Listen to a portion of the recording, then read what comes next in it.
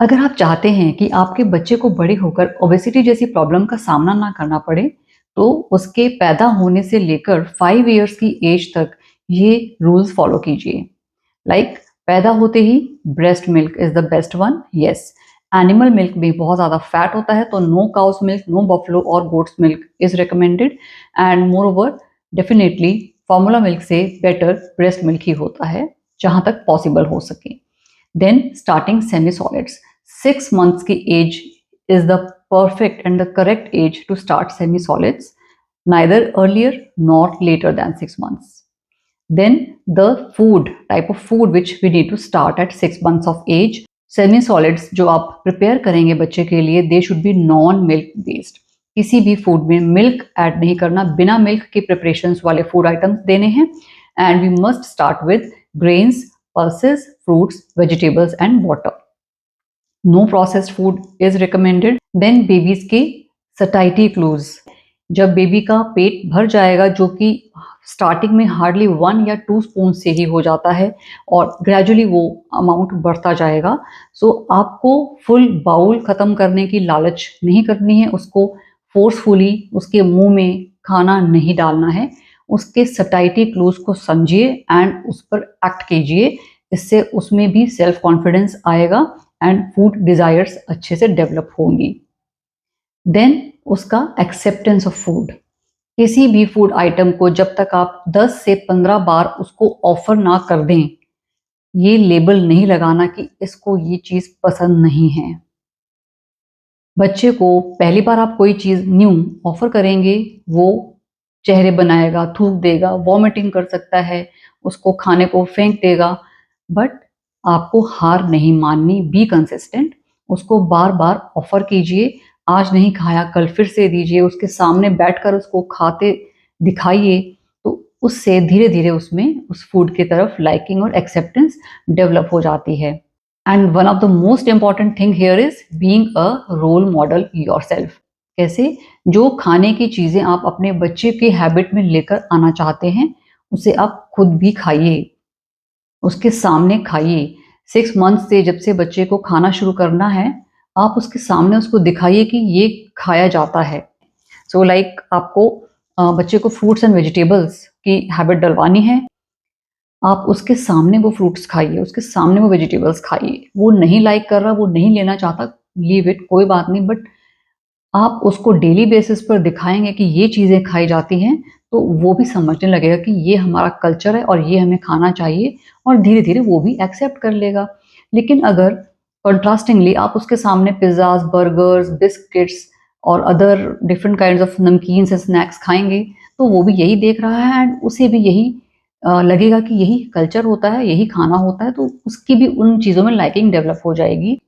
इस वे में बच्चे का एक फैमिली कल्चर जो उसके माइंड में बैठेगा, हेल्दी फूड आइटम्स का बैठेगा और अनहेल्दी फूड की तरफ उसका कोई एक्सपोज़र नहीं होगा।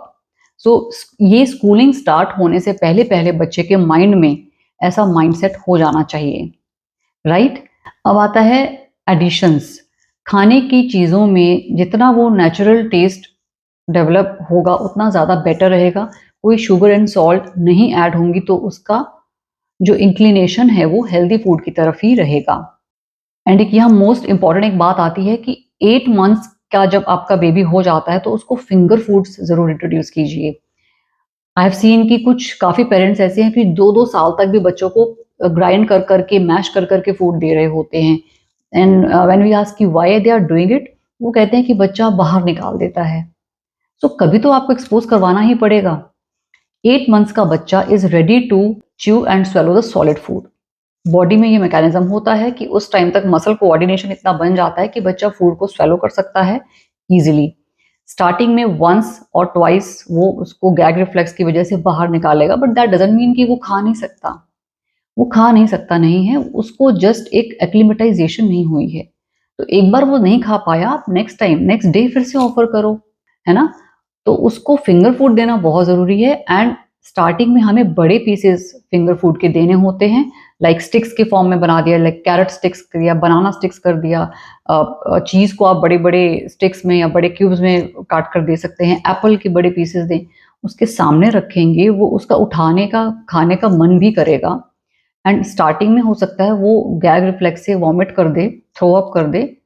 Accept that we need to offer that same food again after few hours और आफ्टर 1 or 2 days देना जरूरी होगा।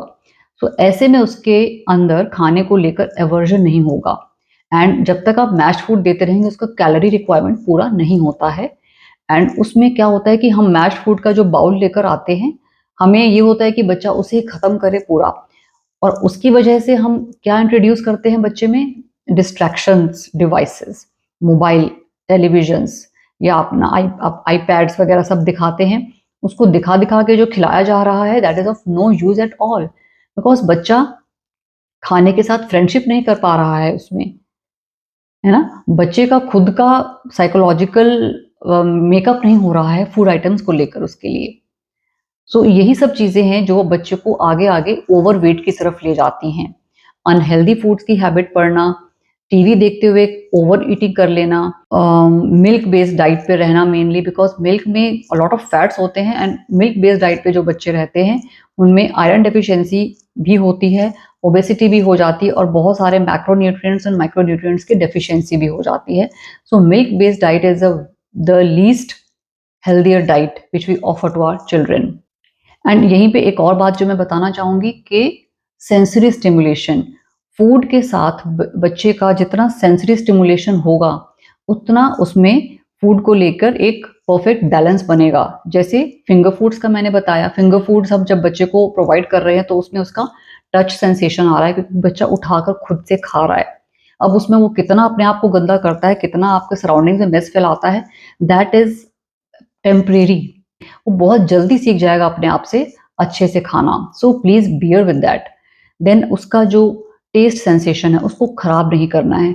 जो फूड आइटम का नेचुरल टेस्ट है, कैरेट का नेचुरल टेस्ट उसको फील करने दीजिए।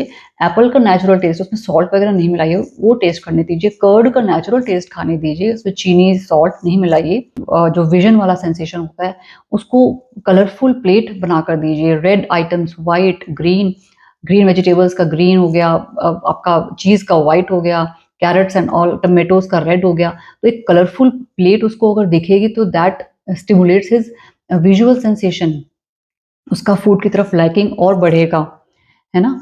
एंड इसी तरह से प्रोप्रियोसेप्शन भी एक सेंसेशन होती है कि डीप डीप प्रेशर की सेंसेशन। जितना आप उसको एज अप्रोप्रिएट हार्ड फूड देंगे उतना ज़्यादा उसका प्रोप्रियोसेप्टिव सेंसेशंस डेवलप होंगी एंड फूड की तरफ उसका लाइकिंग बढ़ेगा।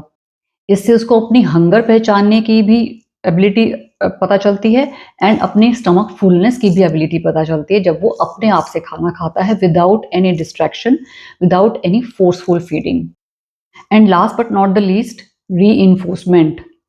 Keep reinforcing your child about the benefits of healthy food and about the bad consequences of unhealthy food. तो जब उसके माइंड में हम कंसिस्टेंटली ये चीज़ें डालेंगे तो वो अनहेल्दी फूड की तरफ उसका लाइकिंग कभी होगा ही नहीं, राइट। और जैसा मैंने पहले बताया था, बीइंग अ रोल मॉडल, उसको अनहेल्दी फूड से एक्सपोज ही नहीं कीजिए। कहाँ से वो सीखेगा unhealthy food habits? School age से पहले पहले अगर हम उसमें अच्छी फूड हैबिट्स डेवलप करवाने में सक्षम हो जाएंगे तो वो ना तो अंडर न्यूट्रिशन में रहेगा और ना ही ओवर न्यूट्रिशन की तरफ जाएगा। He will develop healthy food habits. So in a nutshell, we can say that the food habits which are developed in a child by 5 years of age are going to be the habits which will be lifelong. So predominantly healthy food habits ही उसकी life में रहेंगी। तो इस वे में obesity जो एक pandemic बनने जा रहा है धीरे धीरे, एक ऐसा लाइफस्टाइल डिजीज है ओबेसिटी जो कि पैंडेमिक का रूप लेता जा रहा है, उससे आपका बच्चा बच जाएगा। So if you practice these tips right from his birth, he will not be a fussy eater, he will not be a junk foodie, and he will not have to be upset about his own weight.